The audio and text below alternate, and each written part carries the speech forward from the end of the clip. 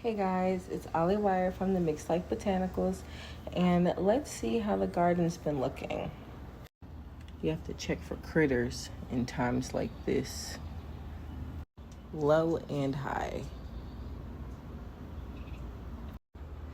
Garden B received some moisture damage. The flower mix seems to be okay. You can definitely see it from the Bee Feast and the Morning Glory. We have this Morning Glory. I intend to plant new seeds after the rain. The sweet pea, this one is surviving, but you can tell they need some air. But since it's supposed to rain again, I'm going to move Garden B.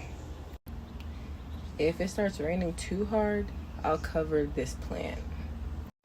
They'll be okay right here until it starts raining harder. Would you like to come out now? Okay. Let's check the greenhouse. It's about 71 degrees. Looks like we have some watermelon. Here's the kale. Peppers. The cucumber's still beautiful. No coleus yet. Just the garlic. Okay, echinacea. We have the herb basket here. No sage yet. Okay, rosemary. Borage needs sun.